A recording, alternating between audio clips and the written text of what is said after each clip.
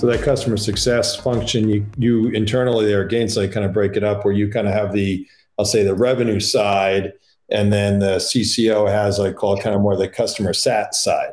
Yeah, when you think about it, fundamentally there's a portion of it that's focused on adoption. And you sell a product. How do you drive the adoption of that product?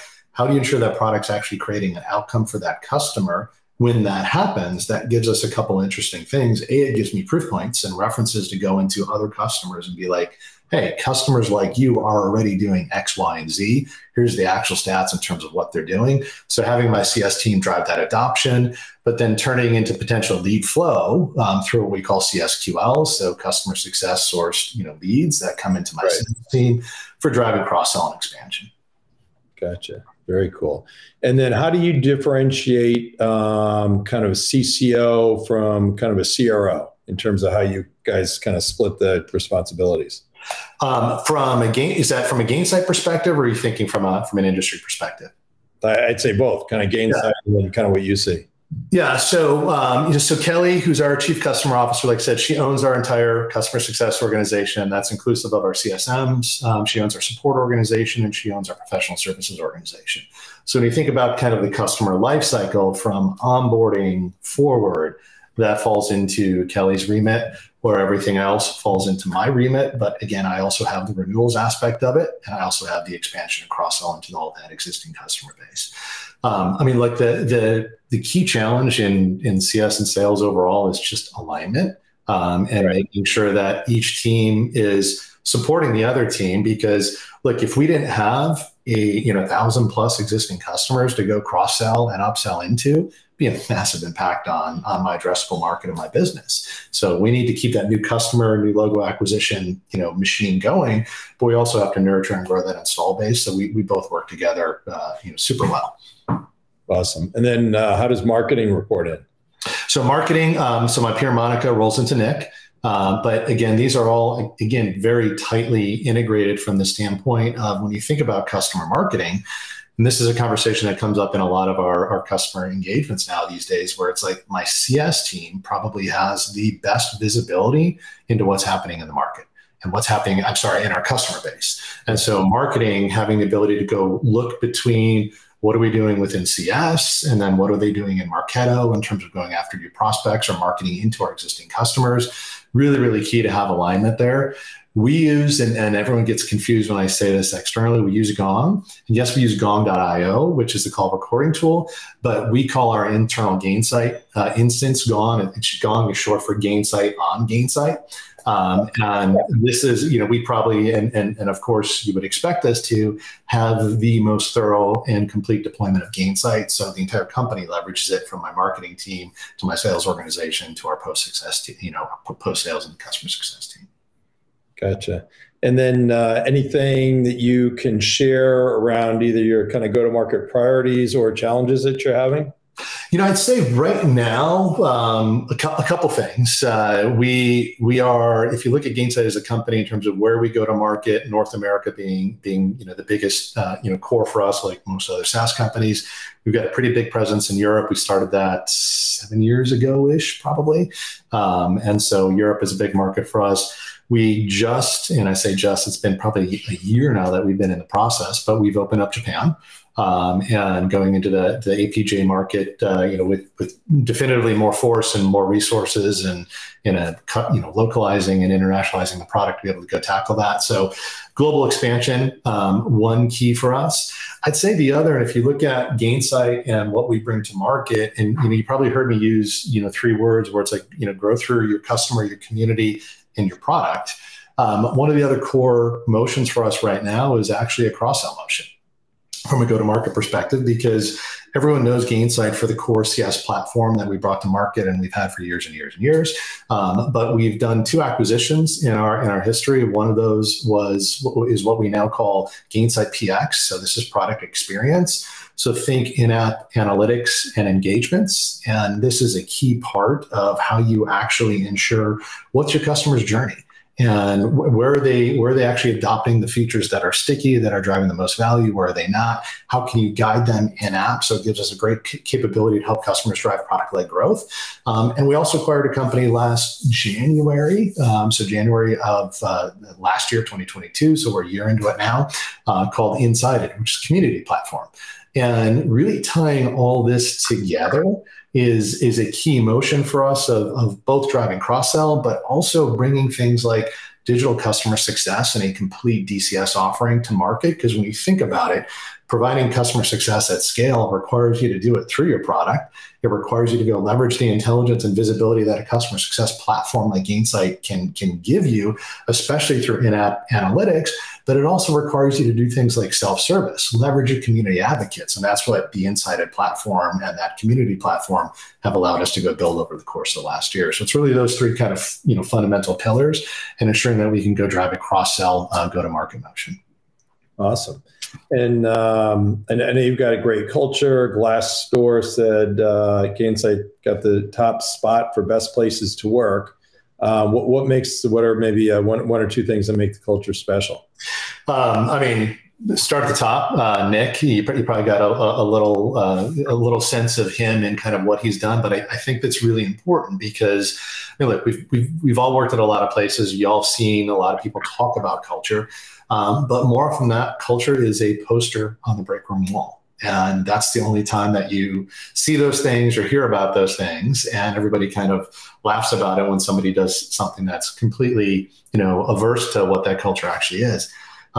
Nick is super serious about it. If you look at Gainsight's mission statement, it's to prove you can win in business while being human first.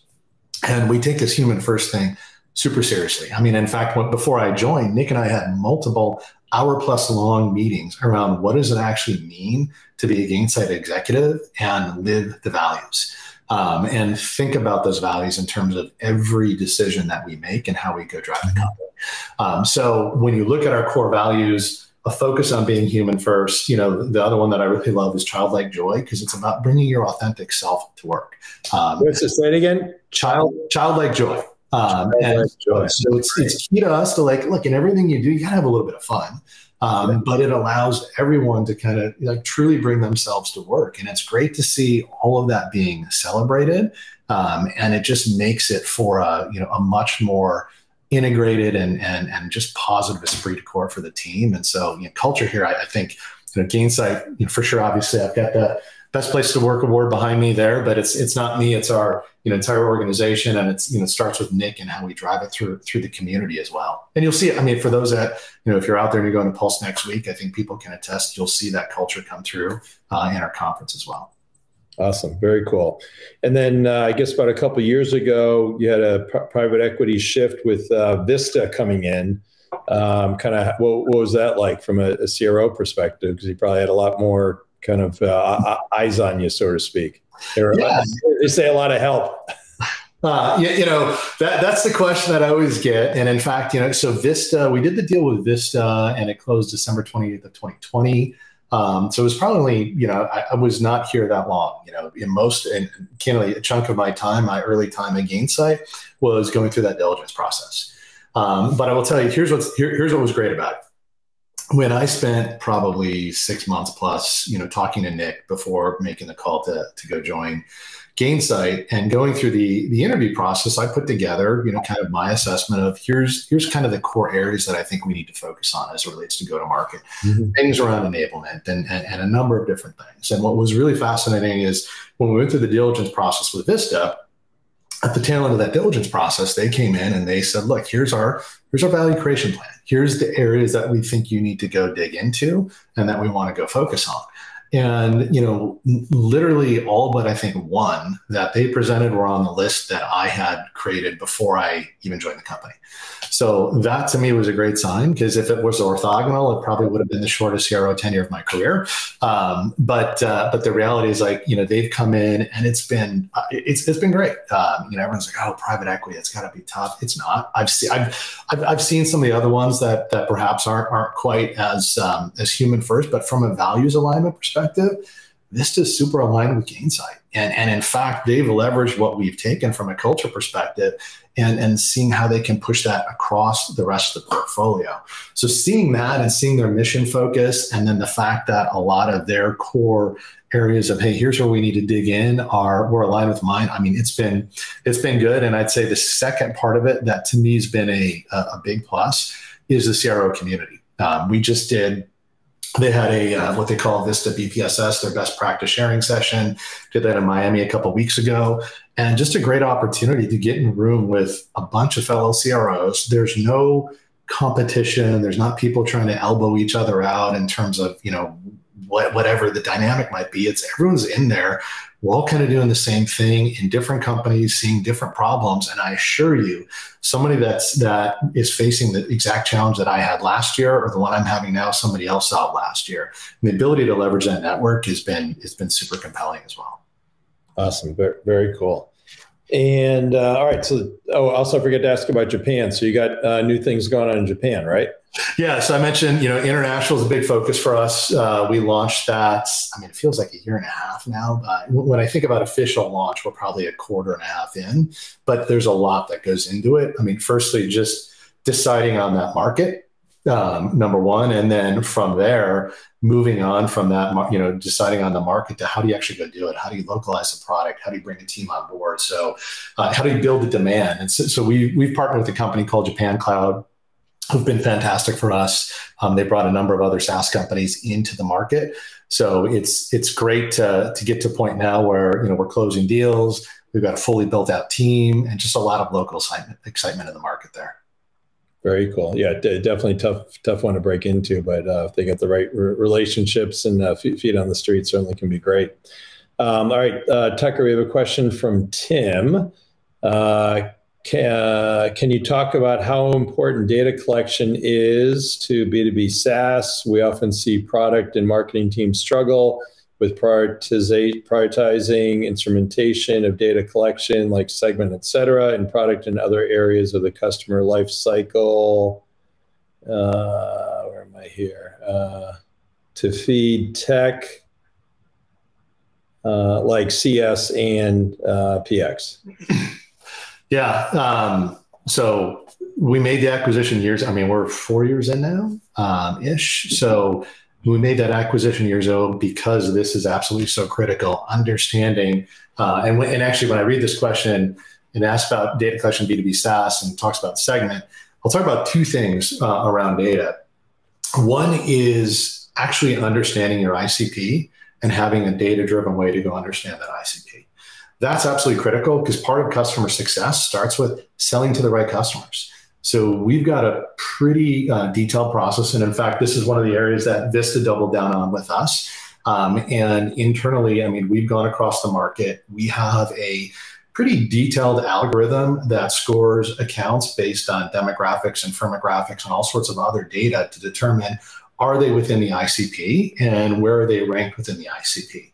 That then gives us what we call a territory net potential model, where we can build out based on all the different potential prospects in the ICP, based on tap rates and conversion rates. What's the actual net potential of this market area and going to business? Now, that's a key piece of understanding your market from a B2B SaaS standpoint, because it should drive decisions like, am I going to make this feature shift in product or invest in engineering here because a D-graded account wants it, or because it's an A1 account that's got a significant amount of cross-sell?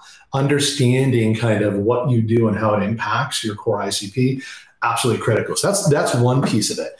The other piece of it, though, and this is again why we acquired the product and why we are driving PX so heavily across our business, is really the analytics and the understanding of how your customers are actually using your product. How can you actually drive an outcome if you don't know how they're using it? You don't know where they get stuck. You don't know where perhaps the sticky features are. You can't help them through that process. Now, historically, it's something that heads of product have cared about. And in fact, when we first bought PX and brought it to market, our core focus was going after the chief product officer. But as the course of the years here, it's evolved where the heads of CS now see that they have to have this data. And regardless of whether product wants it or not, it's getting injected. Those tags are getting injected into the application. It becomes just a critical part of health scoring and understanding that customer journey and understanding how we can go, potentially drive more, both value for that customer, but, a more valuable symbiotic relationship. Awesome. Very cool. And Tim, thanks for the question. And then while we're on it, how's your, I'll call it, lead gen process? So I think, I already mentioned next week we have Pulse, which is probably the largest customer. It is the largest customer success, community event out there. Obviously a great opportunity for us, both from a lead perspective, but also from a progression standpoint. I think when you go to, conferences like that and you see, hundreds and hundreds and hundreds of your peers in the room facing similar challenges, but also making similar decisions, it's a great opportunity, at least as a sales leader, selfishly, in terms of driving progression and opportunities. So I think, the Gainsight brand is synonymous with customer success. So we've had a very, very just rich kind of top of funnel activity coming off of our branding, and then all of the core marketing that our team does. They do, I talk about childlike joy. We just, we've gone through what we called an ERAS tour. And if you know, or Eras tour, and Taylor Swift just did her Eras tour. Nick happens to be a big Taylor Swift fan. So we kind of modeled and did a bunch of multi-city tours, but it's really pulling together local leaders from the CS community and, tackling some top of mind topics and activities. And I would say for us, thought leadership and giving back to the community both builds the category, but it's also a massive amount of lead flow. And then outside of that, of course, I have my sales organization and an SDR organization focused on outbound prospecting and ensuring that, people have the appropriate awareness of Gainsight. Awesome. There may not be SDRs watching now, but probably off hours are going to watch. So if there's kind of one or two bits of feedback or advice so they can end up in your shoes someday, what would you tell them they should be doing now? Yeah, great question. And I will share some advice I got early in my career, and it was the words, deserve it before you demand it. And I think, you're talking about the 20 somethings, right now. I thought they're only supposed to demand it even if they don't deserve it. Yeah. It's been an interesting market. I do think the shift in tech here in the last couple quarters may change some of that. And by the way, it's not to say don't be ambitious, and it's not to say don't go advocate for yourself. Yeah. But I had a leader, a son many years ago, tell me that. And it was like, do the job that you want to go have. And it's not to say neglect your current job, but when you think about an SDR and typically how they're compensated, and it's focused on just building pipeline, but is it quality pipeline? Is it pipeline that's closing? Is it aligned with the objectives of the company? How can you then step up as a leader, as an SDR, and say, man, here's the scripts, here's the sequences, here's what I'm doing that's working, that we need to go drive across the organization. And I would say the last piece about that, especially in the SDR shoes, I think this is part of the organization that if you get it right, firstly, it's incredibly hard because it's the intersection of marketing and all demand into the sales team. And then the question is like, are we building enough leads? Are these actually qualified opportunities? Should they be progressing? How do you actually move from production to coverage? And I know everyone has these challenges, and if anyone gets it right, like I would love to know like how you got it right that quickly, because the business and the market shifts. But being able to understand what you do and how it relates to your sales team, incredibly important.